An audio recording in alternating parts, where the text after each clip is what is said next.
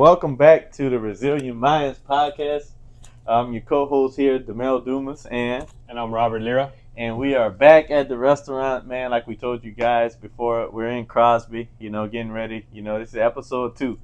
Uh, Thank you guys for checking us out, watching episode 1. If you want to get a brief background on Rob and I, check out episode 1. We can kind of tell you more. That one is a little deeper dive into who we are, why we do what we do, and what we do. So go ahead and check that out. Thanks for joining us. Thanks for coming back and checking out another episode. Yeah. We have a couple of things to talk about today that we want to discuss, and one of those being what we're going to talk about challenges that came up, early in your business. What plan and vision you had for your business, and how did that change? How did it deter? But also, what kept you going? What made you keep going, and just kind of share. Bring us into your world from when you started your business. I know you gave us some information and said that you've been operating 9 years now, so that's a long time, and I'm sure you have a ton of stories to kind of talk about and different things that you can share. But kind of bring us back to that beginning, to the early stage, and tell us more. So to start off, I guess I had to say I had no plan, Mhm. right? It was just more, this is what I wanted to try. I have a lot of those ideas, but I had no plan. I had no business plan. I didn't have any idea about financials. I didn't have anything like I did because of my previous positions, like profit and loss, stuff like Yeah. that, budgeting stuff. I Yeah. knew that part, but I didn't know it from a business perspective. Okay. And I didn't know all the different things that kind of came with the business. Yeah. So I was rolling with the punches, so to speak. I learned a lot just in the first few weeks. Yeah. Because again, like somebody called the health department on me, like, hey, wow. he doesn't have this, or then Yeah. they called the Yeah. comptroller. And in reality, I didn't need it because everything was going through the gas station. So I think we've all been into it with the comptroller, man. When you have a Hey. business, man, we all. But Yeah. tell us more about that situation with the health unit, man, and so because I'm sure a lot of people want to know. I've never owned a restaurant, so kind of go into that a little. So I was being open. I didn't have any customers, so I was cooking for me and eating this so that way I could take pictures and post them, right? Mhm. So I made me something that night, and I posted it, and then the health department shows up the next day saying, hey, we got a report. Somebody ate your food and got sick. I'm like, Wow. okay, well, that's not true. They're like, well, yeah, it's a report. We got to do our investigation. Yeah. So I was like, well, that's cool, but you can go check the records. Like, we sold nothing yesterday. Oh, Yeah. well, they said they ate a sandwich. I said, that was my sandwich, Yeah. And she was like, what? So she did her inspection. Everything was good. She was happy with what she saw. There was some incidents going on at that time. So I just showed her, look, here's the Facebook groups. This is probably what it was. So she apologized for the situation. But I was able to ask her questions as far as stuff I didn't know, Yeah. And she was able to help out Yeah. because Harris County is different than City of Houston or Montgomery County. So Yeah. everybody has different laws. So just being able to communicate with her was pretty good, but it just caught me blindsided because I hadn't sold nothing. Yeah. But that's an awesome way to turn a negative situation into a positive situation, Yeah. And I feel like in our businesses, we often have to do that. Try to turn a negative situation into a positive situation because so many things arise. Yes. So many things come up, and you have to kind of be able to pivot, duck and dodge a few things, but you have to keep it going, man. So keep on telling us, more about some of the things that you went through, and how did you start getting people in the door, and some challenges that arose when you did start getting them in the door. Okay, so I'll touch on that, but to go back to as far as having a pivot and stuff, especially being the leader, you can't, if you're leading the crew or you're leading people, Mm-hmm. You want that they look up to you, so Yes. you have to stand strong, you have to be on your toes, you have to think quick, Right. Because if you don't have that confidence, who's gonna follow you? Yeah. You know what I mean? Yeah. So yes, we definitely have to have that agility, ability, whatever you want to call it, to be able to adapt and pivot. But as far as getting people in the door, it took me almost a week. So getting in there, trying to sell a burger in a gas station for $9 was crazy at the time, right? Because nobody wants to go into the gas station and give you $9 for a burger. Right. So I worked the whole week, man. Saturday, I was 30 minutes to closing, and I sold 2 burgers. And I was like excited because, like, yeah, I sold Yeah. my first 2 burgers. Yeah. And then that's all it really took, man. Like, and then once it started, Mhm. word of mouth started going. And before you know it, there was a time when I was ready to throw in the towel because we didn't have a real big commercial fryer. We only Yeah. had a tabletop. Yeah. I had about 20 people in the gas station waiting. And all their burgers were ready, but their fries wasn't Yeah. ready. So Yeah. that was the rough part. But again, like, they were understanding. They knew, like, it was growing faster than we thought. Yeah. Yeah. So So were there, like, can you identify maybe some growing pains? not having the right equipment. Yeah. Not having enough people trained or prepared for the growth or the rapid growth. Okay. Not really knowing how to cook in mass orders, because especially because our equipment was limited. So how do you put out 20 burgers and your grill only fits 8? You know what I mean? Yeah. So trying to learn that stuff was pretty tough. So developing those operational processes, you would say, Yeah. Getting those honed in, Mhm. getting those narrowed down, and that's kind of hard with a new business because a lot of businesses you don't know what you don't know. No. So I mean that sounds kind of cliche, but it's so true because when you start something like that, from scratch and you're starting it out, and you don't have that guidance, in that restaurant industry or someone to come over, so you can't identify the pitfalls. You can't identify, different things that might cause you to stumble. Yeah. So it's man, that's awesome to be able to pivot like that. And once again, hey, you were resilient. Yes. You're resilient and you kept it going, and look at you now, 9 years. Yeah. 9 years. And going and you have 2 locations. Yes. So that's amazing. That's what we're talking about, man, and that's some of the resilience that we want to bring and want to encourage. Here it is. Rob and I, like we mentioned before, we're just like you. We're average guys. But we didn't throw in the towel. Nope. We didn't throw in the towel, and I'll kind of share like some of mine, and then we'll keep going. But early on, with the trucking industry, like I mentioned, I had some family that was in it, and the plan was, hey man, get the trucks, make money. Yep. Get the trucks, make money. But where's the in between? Is get the trucks, make money. Get the trucks, make money. And there's so much that goes into it as opposed to just getting the trucks and making money. Yes. You have to get the trucks, you have to line this out, you have to hire someone and different things like that. And of course, like I knew a lot of that, but I didn't know what I didn't know. Yeah. So running into different things like having a viable mechanic. Yes. Man, early on in my trucking business, I had a major failure on the motor. I had a major failure, motor failure, and I had 1 truck at the time. So dealing with that, man, is stressful because now the whole business comes to a halt.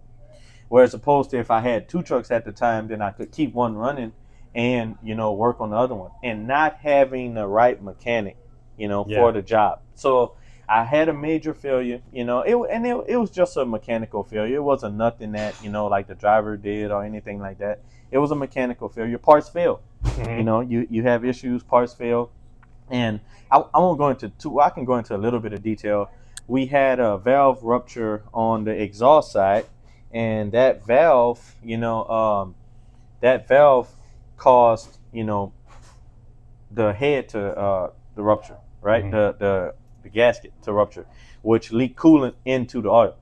But it wasn't as extensive as I thought, right?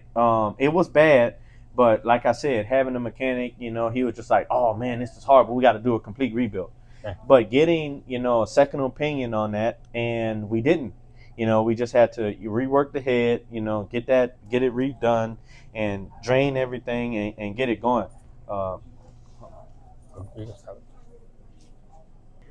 All right.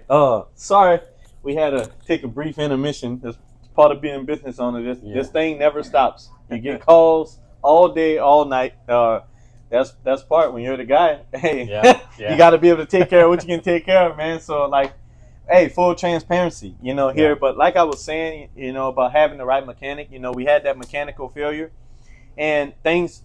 The whole business came to a halt. The whole business just shut down. The whole business just stopped.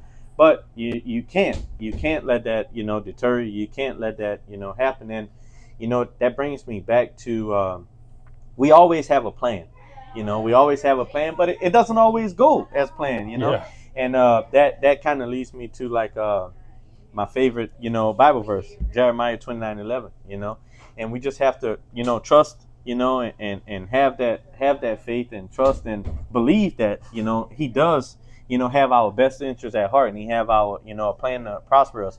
And that's kind of what I clinged on to, because here it is. I don't really know anyone, I have a mechanical failure. My truck is down.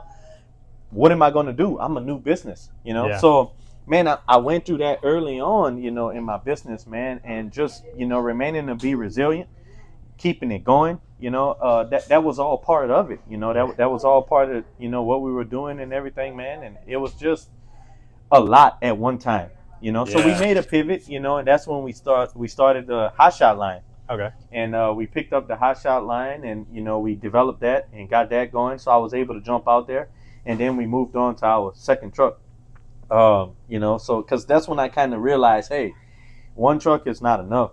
Yeah. You got to have two. To keep one going. All the time. All the time, man. When something goes down, but that kind of So talking about hot shots. yeah. So I actually did hot shotting before I jumped in the restaurant. And it was funny, like you say hot shots and you say having a good mechanic, because I was cruising, right? I had just got my front end worked on. They did the damper shock. So, man, I went to Louisiana. I dropped off. Yeah. And I'm just cruising, I-10. I'm like, man, I'm going to get home at a good time. Mhm. Next thing you know, like my steering wheel just buckled, just boom. And I have Wow. no control over the steering. Yeah. So I shoot all the way across I-10. Like, luckily, I didn't touch anybody. Wow, Like, man. this is Yeah. during the daytime, right? Yeah. I go all the way across I-10. I shoot off the grass, and I spin over, and I land in the ditch, nose down. Oh, man. Yeah. So, coming from a corporate background, constant check. Yeah. I'm sitting there waiting on somebody to come tell me. Actually, my brother-in-law had came to tell me. But I'm sitting there, and I'm like, dude, like, why did I leave my office job that paid me consistently? Yeah, And yeah. now I'm stuck over here in another state, Mm-hmm. and I don't know what to do, you know? It's a roller coaster, man. Yeah. It's a roller coaster of emotion. Yeah, Like yeah. you 1 minute, man, you're out there, you're rolling, you're making money, you're doing Yep. this, and then the next you're like, hey, man, why did I do this? Yeah. But I would say that I would be willing to say that there's something inside of you. Mm-hmm. There was something inside of you that kept you going. That Yeah. wanted, you wanted this. Yeah. Your why. Yeah. We talked about it, in our first episode. Your why. What was your why behind it? I would ask, was there any regret at that moment?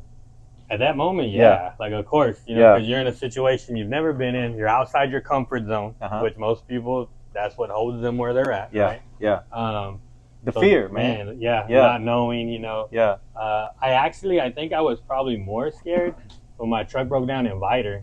Oh wow. Okay. Yeah, I was stuck there Yeah. for hours. Yeah. Tell us Could a not little bit about Like, I couldn't even remember what happened to Yeah. my truck. I just remember I was stuck in Viter. Yeah.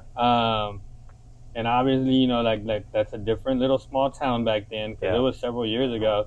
So that was pretty nerve wracking. Yeah, I yeah. wasn't sure. Like, Yeah. here I am just on the side of the road. Yeah. Like, I was at a church, I think, like over in Viter. Yeah. Uh, For a lot of people that don't know, man, research. research Viter. Viter, man. Especially Yeah. this was like 12 years ago. So Yeah. check it out. 12 So years ago. research that, and then just from the trucking industry, we call them sundown towns, Yeah. So just research that. If you don't know what a sundown town is, it would be definitely something to look up, man, because a lot of that stuff is still going on today. Yeah. Yeah. We still deal with a lot of that stuff today, and it's sad that we got to Yeah. deal with that, in the world that we have today, with all the diversity and everything, man. But look that up, Yeah. and you can kind of see, Yeah. man, that's crazy. But you Yeah. made it, I made it, man. you I know. kept That's going. kept things may going. look grim, Mhm. at times, man. Things may look grim. They may look challenging. They may look bad. Seems like Yeah. all the cards might be stacked against you, Yeah. But hey, you made it through. Mhm. You passed the challenge, and I think that a friend and I were talking. The process might not be the way you want it to be. Yeah. All of our journeys are different. Mhm. My journey might twist and turn. There'll be some bumps in the road and different things, but we have to hold the faith that the outcome is going to be, for our best. Yeah. The outcome is going to be, he's not going to bring us to something that's going to hurt us, that's going to destroy us. The outcome, can still be great. Yep. Even though my process looks different than your process. Yeah. And I feel a lot of times, people get lost in that. Mhm. They're looking at, oh, well, this person is not going through it, or that person is not going through it. They're not supposed to. That's not their journey. Yeah. That's not what's meant for them. You have to remain, focus on what you're doing, focus on who you are, and grounding yourself.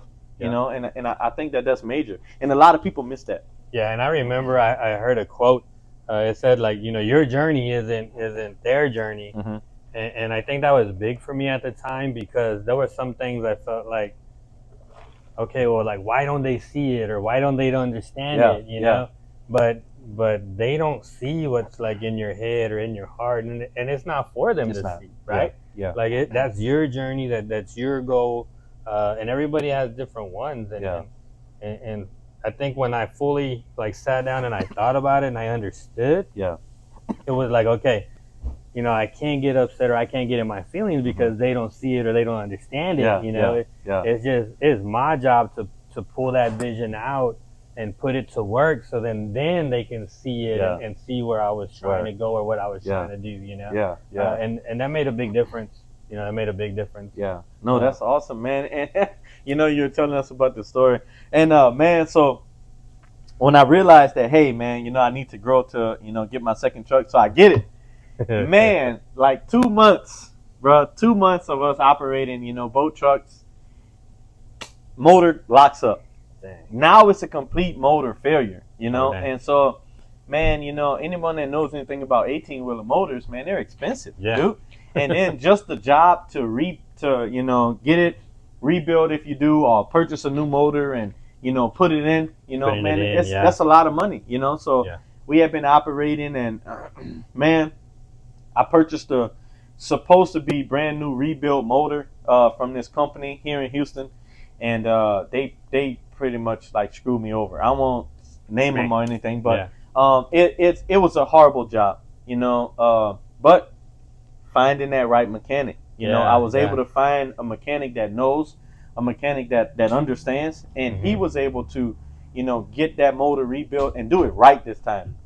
And man, it's night and day. Yep. It's night and day when you have someone that can come in, diagnose, and fix a problem. Whereas opposed to, I'm paying for something 2 and 3 times because I'm going to 2 and 3 different people chasing the same problem. Yep. And that makes a difference, man. That increases your operating cost so much. Yeah. Now your expenses are, they're outrageous. Yep. Whereas opposed to if you can go get someone to diagnose a problem, fix the problem, and then be done with Be it. done with it. Hey, my truck was on the news one morning, man. Oh, So man. I'll tell that story, man. So we were on the news. So my driver, he was crossing the ship channel, but he was crossing it on the Beltway, ship channel, not the 610 ship channel. Yeah. So man, he's crossing the ship channel. It's 7:30 in the morning. We're headed to the port, and the guy didn't tighten down the clamp on the coolant reservoir tank.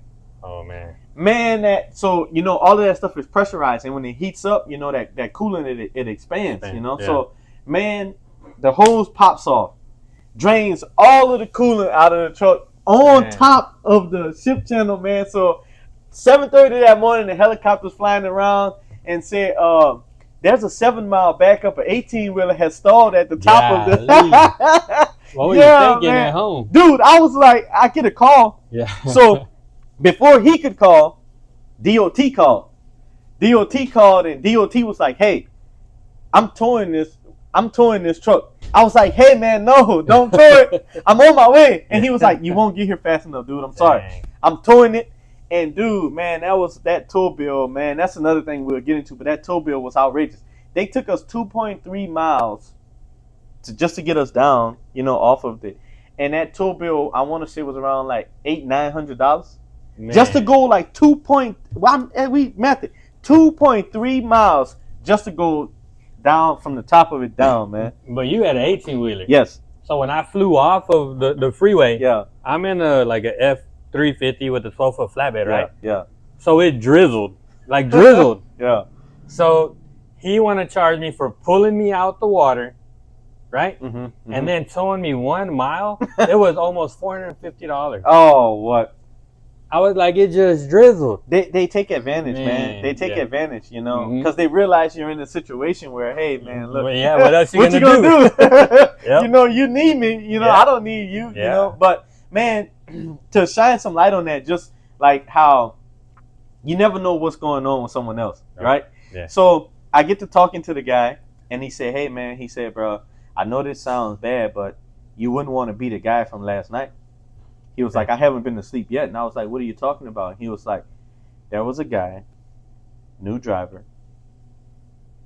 He turned over a tanker that night. So he flipped the tanker, all of the fluid and everything, and it was like a corrosive material. For him, and he had to get another guy that had the big crane on the back for them to lift it back up and straighten it out, right? Yeah. $27,000, Yeah. right? And to lift it back up and tow it. And on top of that, it was $65,000 to get the hazmat crew out there to clean it up. Yep. He said, "Dude," he said, "Man, I know this seems bad, but you don't want to be that guy." I was like, "Wow, dude, man, that's what almost $90,000 of an accident because of the what it was, the liquid." And I was like, "There's always," that reminded me that, hey, man, there's always something to be thankful for. Yep. And the situation can be worse. It can be worse. Yeah. But there's always something to be thankful for. Yeah. It's like turning a negative into a positive, like we said earlier. Yes, sir. There's always something to be thankful for, man. Yeah. And that's what we want to share with you guys, man. There's always something to be thankful for. There's always something, to give thanks, man, and to give, God praise, because we're still here. Yep. We're still kicking, and you still have opportunity. You still have that opportunity, and you still can go out there and get it and make it happen, man. And that's kind of what we want to aim for. That's what we want to encourage you guys to do. That's what we want to bring to the table. Yeah. And man, did you have anything else you would like to share? Man, so talking about being thankful. Yeah.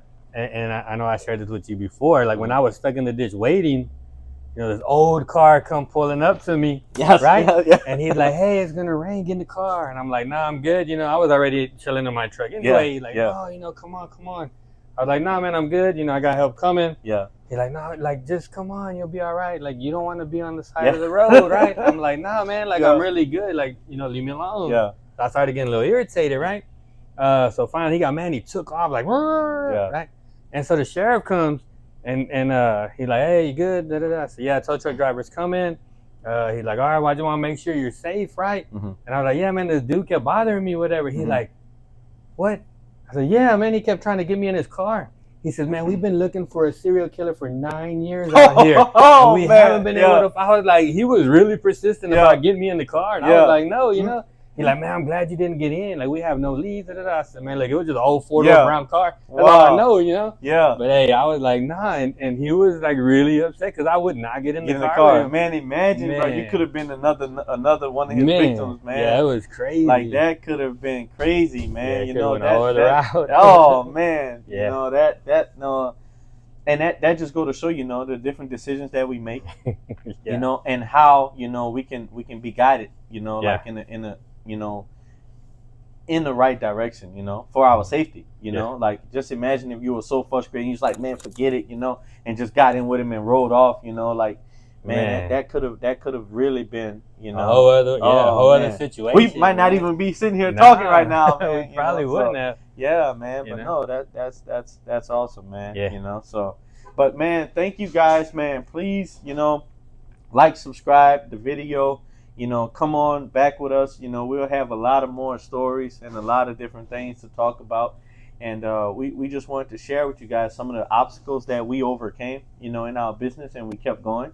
And we hope that some of our stories can, inspire, and motivate, some of you guys, man, to get out there. Take that chance, take that leap, man. Go for it, and yeah, and remember, man, like you can set a plan, and it's definitely not gonna go the way you Mhm. planned. It's gonna, Mhm. you're gonna have all kinds of obstacles that come through. You're gonna be tested every day. Just stay focused on the goal. Stay focused on what you want to achieve. Yeah. Remember why you started, because that's definitely going to be your backbone. That's going to help you get through those situations. Yeah. And stuff's going to come up that you didn't plan for. That you didn't. you know? Right. Right. Especially if you're new to an industry, or you can even be good in an industry, and there's going to be stuff that you're not going to be aware of or not Yes. going to know. Yes. You just got to be resilient. You got to be adaptable. You got to be able to adapt, adjust to the Yes. situation. Yes.